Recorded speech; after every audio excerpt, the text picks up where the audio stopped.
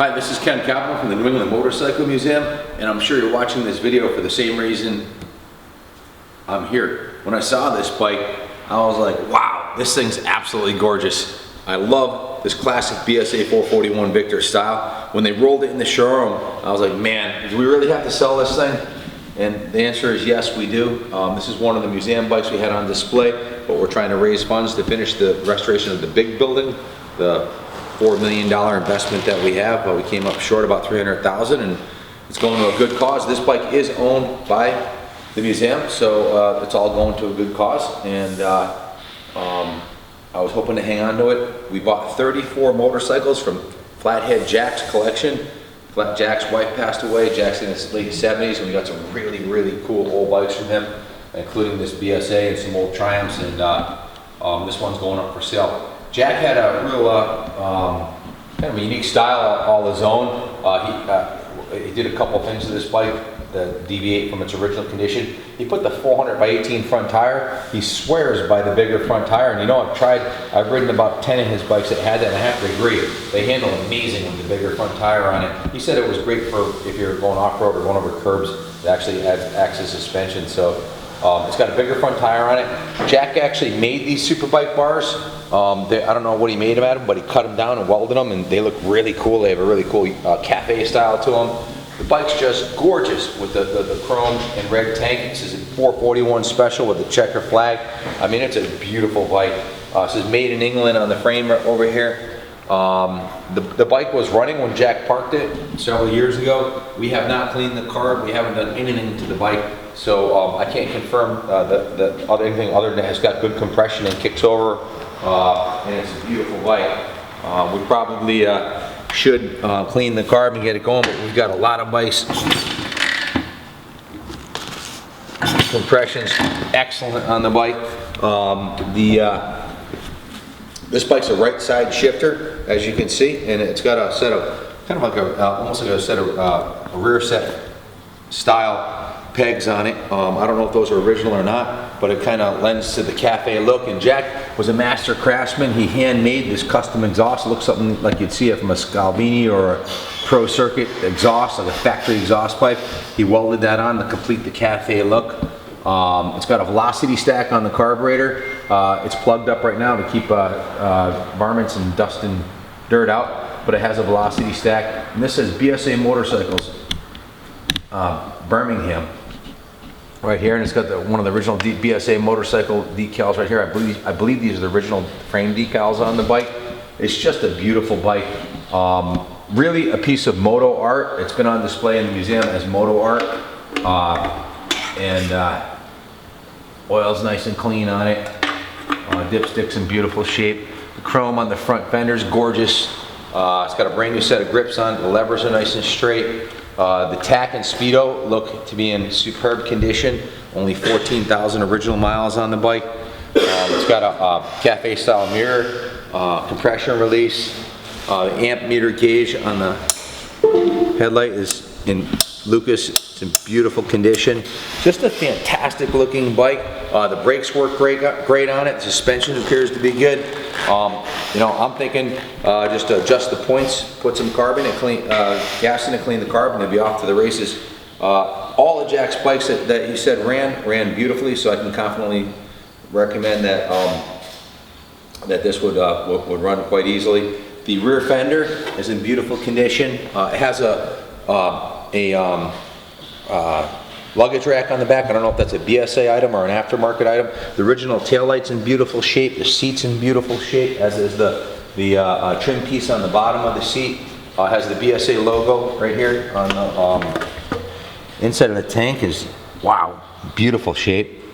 No gas in it, so he drained he was smart. You know, he would oil his tanks, and all of his bikes that he had in his collection, he would bog the cylinders and the carbs and drain the tank. So 99.9% sure, put some gas in it.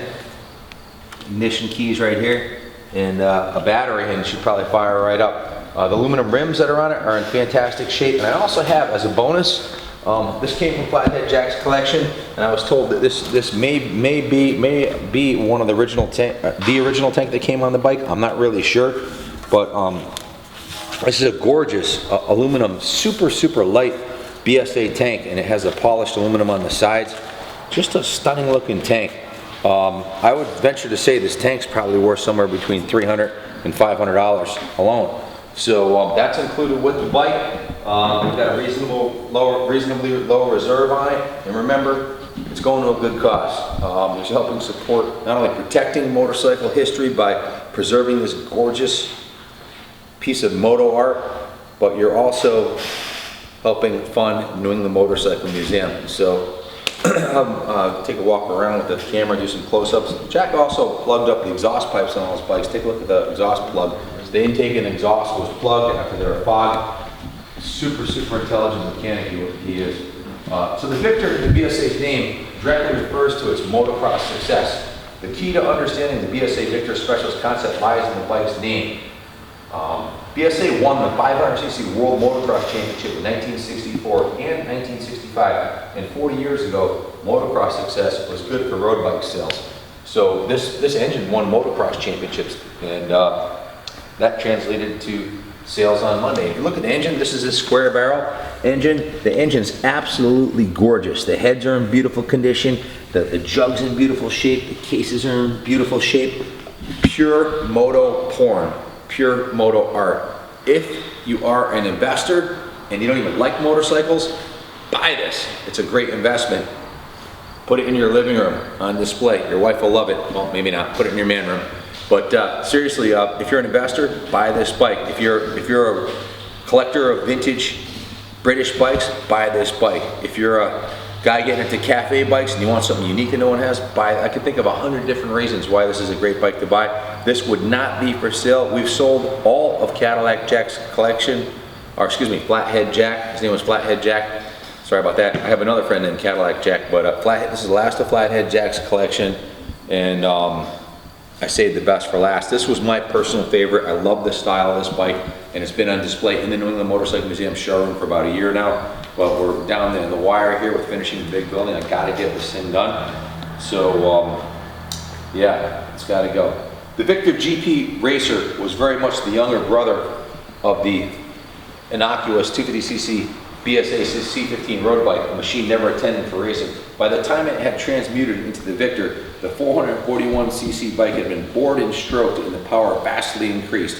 What had been retained almost was the C15's 250cc motorcycle weight. I've rolled around on this bike. I rolled it down the hill into the museum, and I can tell you it feels super light. Pushing it around, it's super light. Why? Because it's based off a 250cc size frame and engine, but it's bored and stroked to 441, which is a great recipe for racing success. And for a motocross machine, this was ideal. A Works Victor was some 100 pounds lighter than a Gold Star. And the handling and acceleration were vastly better, contributing to their championship-winning success in the World Championship. This bike was world champion in 1964 and 65. That's why they have the checkered flag and the 441 special logo. This is a world championship-winning design in 64 and 65. A nice Victor is theoretically capable of in excess of 85 miles per hour. And what the Victor does do well is accelerate hard, and it rides like a 250cc machine, which has been taking a large dose of illegal steroids. So Victors came in various flavors, from pure road bike to our test bike, which is the best of all, the Victor Special. We have the Americans to thank for this bike because in 1967, U.S. customers were screaming for dirt bike-style road machines, and none was better looking than the Victor Special. And this says 441 Special on the tank. I'm not a Victor or BSA specialist, so I can't tell you if this is an original 441 special. I can tell you Cadillac Jack had some highly modified bikes in his collection. I know he handmade the handlebars. I know he handmade the exhaust. He might have even handmade this rack. He was a master craftsman. I look at the craftsmanship on this exhaust. It's beautiful. So, yeah, man, how many guys could do this kind of work in their, weld up their own exhaust pipes like that? So, like I said, I'm not positive it's a 441 special or not. I do have the yellow gas tank, I have the red gas tank, and whatever it is, it's freaking beautiful, okay? So today, and to answer the $64,000 question, should you buy a Victor today? Well, I already answered that. The answer is yes, and for a number of reasons. First, the Victor Special in particular is a real looker. We started off by saying that, and look at it, it's gorgeous.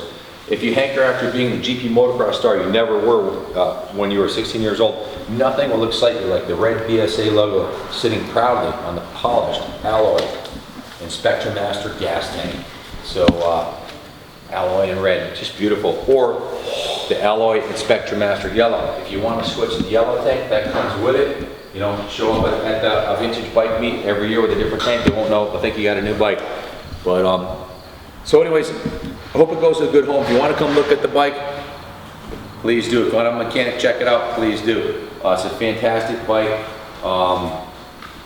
If you have any questions about it, call us 860-454-7024. Like I said, it's got good compression, goes into gear, no problem. Everything appears to be, it's got a lot of compression. And like I said, you know, first, second, third, goes right in the gear. And all the Jack's bikes that he said ran beautifully. So I'm sure this will be no exception. But we're selling it as is. We don't have time to fix them all. We got about 200 bikes that we're liquidating. I think there's about 15 or 20 online right now. So good luck bidding on the bike. In the words of Pete Baccarosa, owner of Superbike Universe, God bless America.